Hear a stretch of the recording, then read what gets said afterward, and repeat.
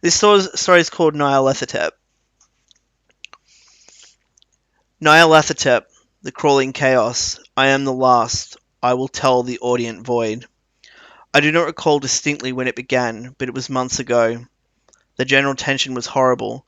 To a season of political and social upheaval was added a strange and brooding apprehension of hideous physical danger, a danger widespread and all-embracing, such a danger as may be imagined only in the most terrible phantasms of the night. I recall that the people went about with paled and worried faces, and whispered warnings and prophecies which no one dared consciously repeat or acknowledge to himself that he had heard. A sense of monstrous guilt was upon the land, and out of the abysses between the stars swept chill currents that made men shiver in dark and lonely places. There was a demoniac alteration in the sequence of the seasons. The autumn heat lingered fearsomely, and everyone felt that the world, and perhaps the universe, had passed from the control of known gods or forces to that of gods and forces which were unknown. It was then that Nyarlathotep came out of Egypt. Who he was, none could tell, but he was of the old native blood and looked like a pharaoh. The fellahin knelt when they saw him, yet could not say why. He said he had risen up out of the blackness of 27 centuries, and that he had heard messages from places not on this planet. Into the lands of civilization came Nyarlathotep, swarthy, slender, and sinister, always buying strange instruments of glass and metal and combining them into instruments yet stranger. He spoke much of the sciences, of electricity and psychology, and gave exhibitions of power which sent his spectators away speechless, yet which swelled his fame to exceeding magnitude. Men advised one another to see Nyarlathotep and shuddered, and where Nyarlathotep went, rest vanished, for the small hours were rent with the screams of nightmare. Never before had the screams of nightmare been such a public problem. Now the wise men almost wished they could forbid sleep in the small hours, that the shrieks of cities might less horribly disturb the pale, pitying moon as it glimmered on green waters gliding under bridges, and old steeples crumbling against the sickly sky. I remember when Nyarlathotep came to my city, the great, the old, the terrible city of unnumbered crimes. My friend had told me of him, and of the impelling fascination and allurement of his revelations, and I burned with eagerness to explore his uttermost mysteries. My friend said they were horrible and impressive beyond my most fevered imaginings. That what was thrown on a screen in the darkened room prophesied things none but Nyarlathotep dared prophesy, and that in the sputter of his sparks there was taken from men that which had never been taken before, yet which shewed only in the eyes. I heard it hinted abroad that those who knew Nyarlathotep looked on sights which others saw not. It was in the hot autumn that I went through the night with the restless crowds to see Nyarlathotep, through the stifling night and up the endless stairs into the choking room.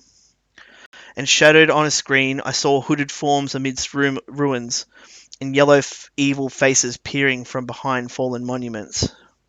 And I saw the world battling against darkness, against the waves of destruction from ultimate space, whirling, churning, struggling around the dimming, cooling sun. Then the sparks played amazingly around the heads of the spectators, and hair stood up on end while shadows more grotesque than I can tell came out and squatted on the heads. And when I, who was colder and more scientific than the rest, mumbled a trembling protest about imposture and static electricity, Nyarlathotep drove us all out, down the dizzy stairs into the damp, hot, deserted midnight streets. I screamed aloud that I was not afraid, that I never could be afraid, and others screamed with me for solace. We swore to one another that the city was exactly the same and still alive, and when the electric lights began to fade, we cursed the company over and over again, laughed at the queer faces we made. I believe we felt something coming down from the greenish moon, for when we began to depend on its light, we drifted into curious involuntary formations, and seemed to know our destinations, though we dared not think of them. Once we looked at the pavement and found the blocks loose and displaced by grass, with scarce a line of rusted metal to shew where the tramways had run. And again we saw a tram car, lone, windowless, dilapidated, and almost on its side.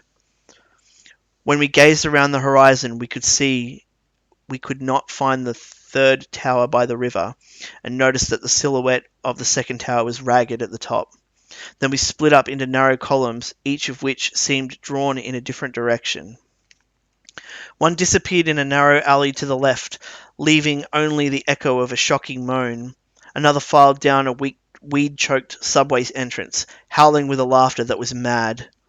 My own column was sucked up toward the open country, and presently felt a chill that was not of the hot autumn. For as we stalked out on the dark moor, we beheld around us the hellish moon glitter of evil snows. Trackless, inexplicable snows, swept asunder in one direction only, where lay a gulf all the blacker for its glittering walls. The column seemed very thin indeed as it plodded dreamily into the gulf. I lingered behind, for the black rift in the green-litten snow was frightful, and I thought I had heard the reverberations of a disquieting wail as my companions vanished. But my power to linger was slight. As if beckoned by those who had gone before, I half floated between the titanic snowdrifts, quivering and afraid, into the sightless vortex of the unimaginable. Screamingly sentient, dumbly delirious, only the gods that were can tell.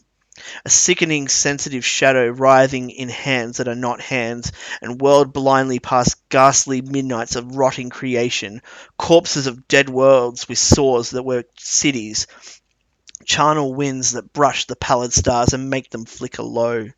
Beyond the world's vague ghosts of monstrous things, half-seen columns of unsanctified temples that rest on nameless rocks beneath space and reach up to dizzy vacua above the spheres of light and darkness. And through this revolting graveyard of the universe, the muffled, maddening beating of drums, and thin, monotonous whine of blasphemous flutes from inconceivable, unlighted chambers beyond time. The detestable pounding and piping whereunto dance slowly, awkwardly, and absurdly the gigantic, tenebrous, ultimate gods, the blind, voiceless, mindless gargoyles whose soul is Nyarlathotep. And that's the end of the bedtime story.